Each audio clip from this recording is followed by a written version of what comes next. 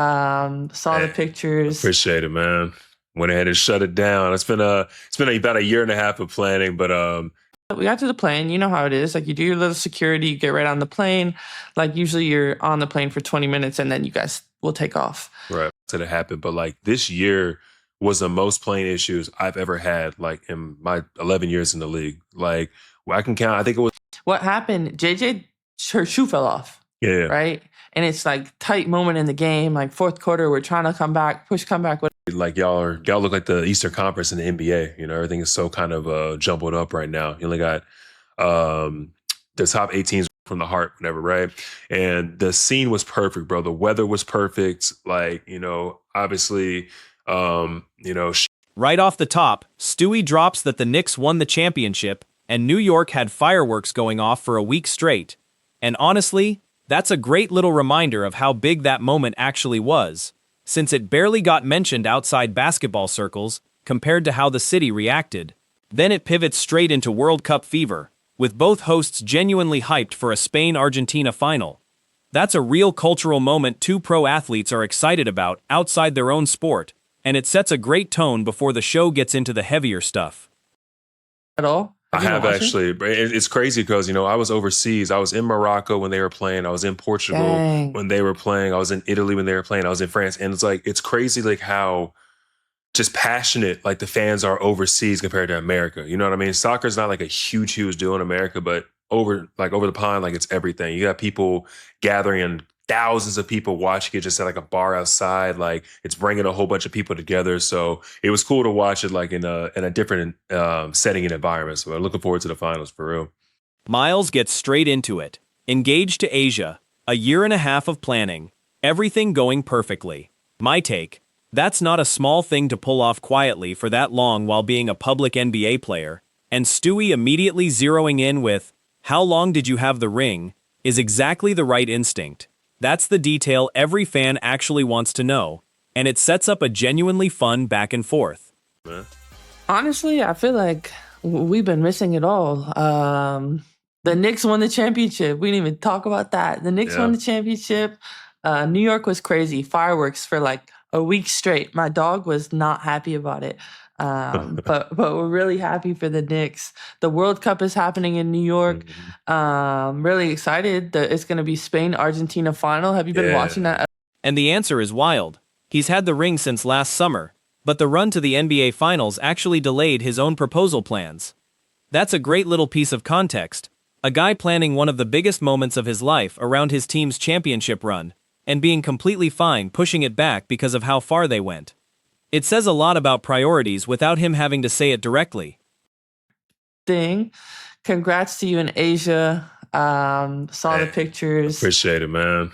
Went ahead and shut it down. It's been about a year and a half of planning, but everything went perfectly, bro. Like, God was on my side for real. Like the weather was amazing. Like there wasn't a lot of people. I mean, she literally had no idea it was coming, but we could talk about it a little bit later, man. I'll tell you, give you the details. Then Stewie gets into the actual travel nightmare. Stuck on the plane, needing extra fuel for a storm, something breaking, getting fixed, then something else breaking.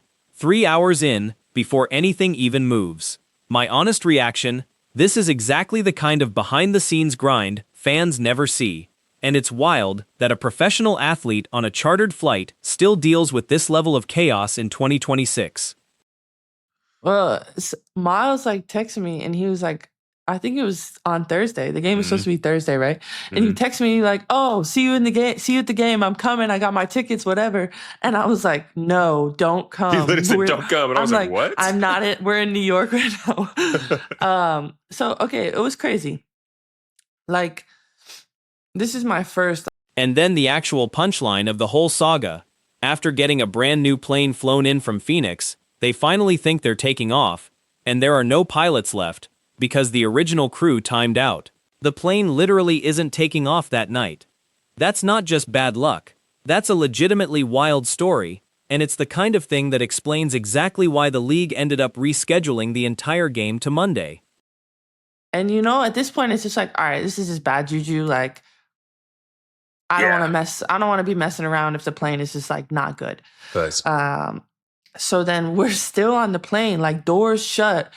everybody's eating all the meals, all the snacks. Like we're running out of all the things because we're on a live runway. Like Miles doesn't let that story go uncontested either. He tops it with his own worst travel day in 11 years. A mechanical issue, then an actual smoke smell on the plane, then running low on fuel sitting on a live tarmac for 4 or 5 hours. My take, hearing two different players independently describe genuinely dangerous-sounding plane situations in the same conversation, is a real signal that travel infrastructure for pro sports, especially in-season charters, deserves more scrutiny than it gets. So I know y'all were tight, boy. I mean, it was literally like, what can we do? Like, what could we have done? So we went home, and then, like, we weren't going to travel the morning of the game. It's 3 hours to get to Dallas. Like, right. It just wouldn't make sense. So luckily, like, the league and our team, we figured out a solution, and we'll play Monday. So it's not, like, super disruptive to anybody's schedule. We play Monday, so we just flip-flopping. Right. Damn, bro. Now here's the moment fans have actually been talking about. A shoe flying through the air in the fourth quarter and hitting Breanna Mayberry after JJ's shoe came off mid-play. Stewie's take is clear. It wasn't intentional. It was a chaotic in-game accident, not a thrown projectile with intent. That's an important distinction, and it's worth taking her first-hand account seriously instead of just running with whatever clip goes viral without that context.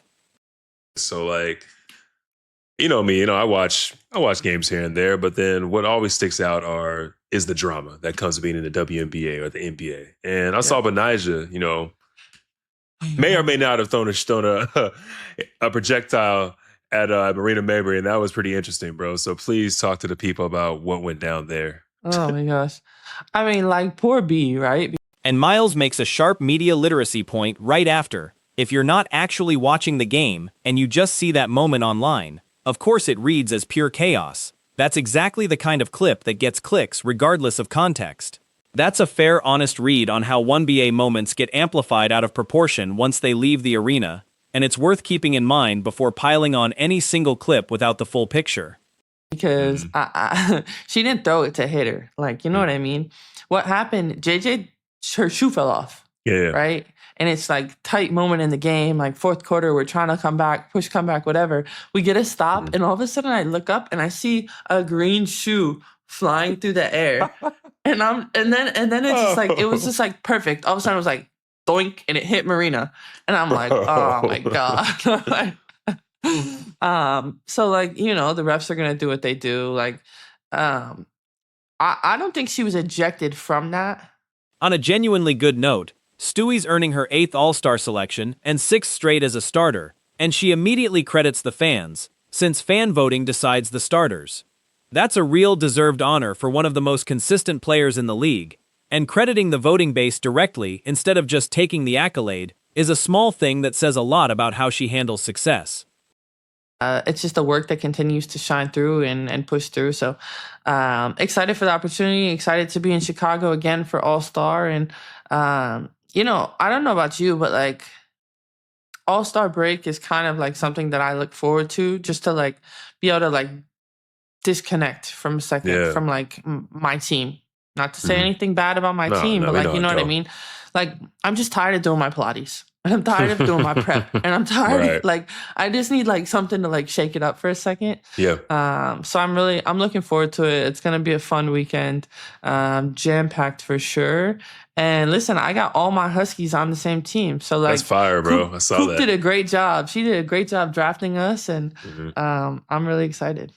The parity conversation here is genuinely the smartest basketball talk in the whole episode.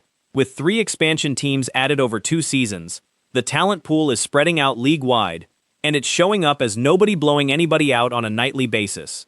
That's a real data-backed explanation for why the standings are this jumbled, and it's a much better answer than just, the league got more competitive, without any reasoning behind it. Yeah, that's what it is. How do y'all, I guess, take the All-Star game itself? Because there's been a lot of arguments on the NBA side of like, we got to play harder. It's obviously, a competitive game. Make it better for the fans. Like, how are y'all going to take it? I mean, I think it gets competitive after the first half, but also like it's not a break for us. You know what I mean? So New York, we play on Wednesday. Yeah. And then our next game is on Tuesday. Ah, it sucks, man. You know what I mean? So it's just like right to it. You can't expect people to go like balls to walls because you got to be like good for your team. Of course. So it'll get competitive as it gets towards the end, but yeah, we gotta have more time if you want to be able to like really go crazy. Over on the NBA side, the LeBron conversation is the year's biggest storyline, and Miles' read is smart. LeBron's confirmed he's not going back to the Lakers, and there's real frustration in how the league has handled recent legend exits, drawing the Carmelo Anthony comparison directly. My take: for a player in the conversation for greatest of all time, that criticism about how farewell tours get handled is fair and worth taking seriously, regardless of where he actually lands. Puts his argument in there for all time. So there's gonna be a lot of eyes, on this situation. Adam Silver just came out the other day and said, like, listen, we need to make a decision because we got to start making a schedule. He draws the most attention. So I think that for someone like himself, Cleveland makes sense. You go out, playing for your hometown team, you win a championship for that team.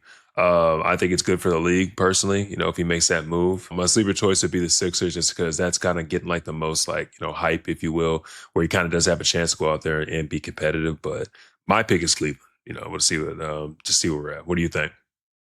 And to close it out, Miles walks through the actual proposal moment, getting down on one knee, fumbling the ring onto the wrong finger at first, the whole scene coming together perfectly with the weather and the setting. That small human mistake right in the middle of a meticulously planned, once-in-a-lifetime moment is honestly the most relatable part of the entire story, and it's exactly the kind of detail that makes this hit different than just another athlete engagement announcement. I had waited a year and a half for this to get spoiled like this. But thank God she didn't really put two and two together. She thought that since we were having an exclusive tour at the Villa, it was like the Villa trying to get exclusive Miles Turner footage coming to the Villa, whatever, right? So we were able to kind of exit that out. So we get downstairs and we're walking through, and my security guard had the ring, bro. So I heard the word exclusive, and I walk her to the point, and now we're just kind of standing there all awkward. And she was like, "What are we doing?" I was like, well, this is a great spot for pictures. Let's, go ahead and chill. And I had a photographer with us, right? So we're taking pictures, doing this and that. And I was like, God damn, I was thinking, how am I going to get this ring without her seeing? So there's this grass, whatever. And I was like, you know what, babe? Let's take our shoes off. Let's ground a little bit. Let's be in this moment, whatever, right? So I take my shoes off and I run over to the Villa. I'm like, yo, give me the fucking ring, bro. What are we doing? And just like, here. So I get out there.